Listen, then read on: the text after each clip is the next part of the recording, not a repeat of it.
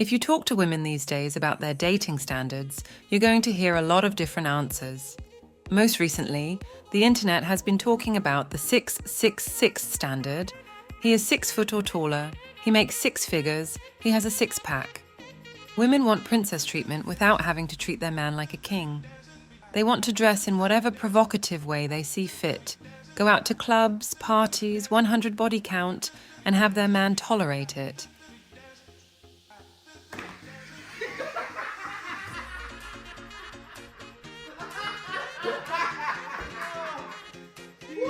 And on top of that, many of them want no kids. And if you're watching viral videos on the internet these days, you know that there is so much more than that. Now let's see what men are looking for us women.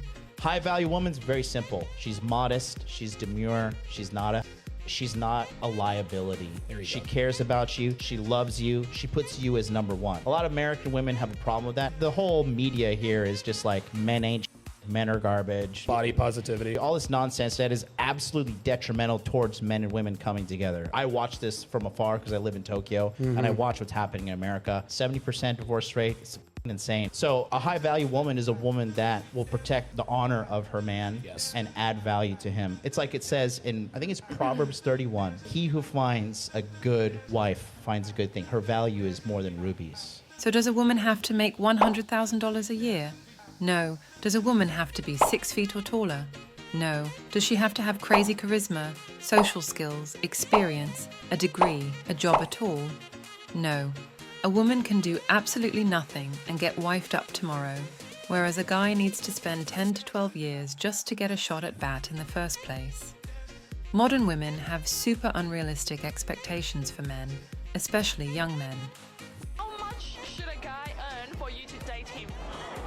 Over 500k, close to $1 million. If he doesn't, I'm not gonna say yes. Do you hear me? How much should a guy pay for an engagement ring?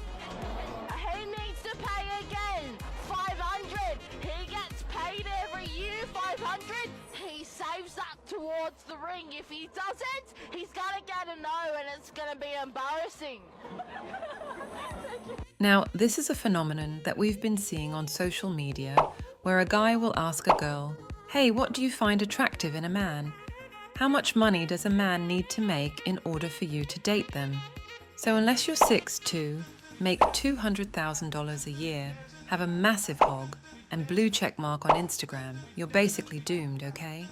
See, this is the problem with these videos that I keep seeing online, that young men are exposed to that are telling them that they're not good enough, and setting up these crazy, high, unrealistic expectations that a man needs to do just to get with women in the first place. What do you say to young men who come to you for advice, who feel lost, who don't really know where they fit into society? I say that life as a man is exceptionally difficult. I say the most beautiful and the most terrifying thing about being a man is you're born without value. Society doesn't care about you. You're only going to be cared about based on how useful you are.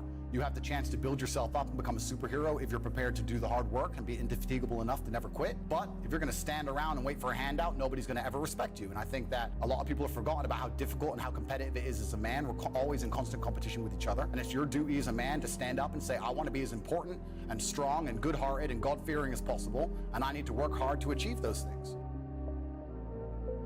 The bigger issue in this video is how you and many other young men are seeing clips like this online, and it is completely discouraging you. You're seeing this and you're thinking, oh, like, modern women are the worst. They're awful. And this actually discourages you guys from putting in the effort to improve yourself and attract women. Because you go, oh, well, if I'm not even this height, and if I don't even have my own car, why should I even bother? But it's not like that.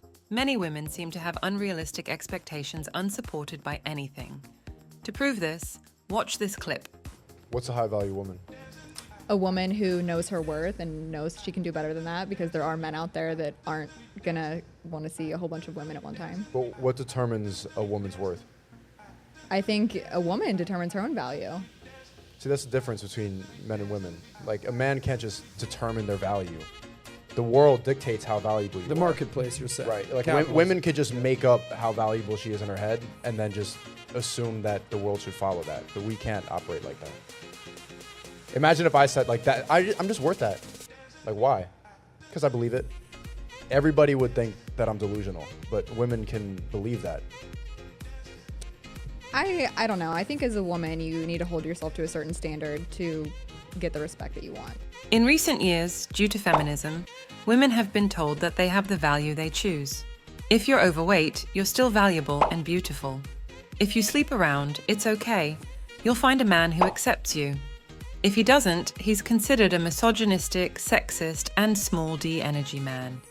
Is not the woman's fault, it's always the man and patriarchy.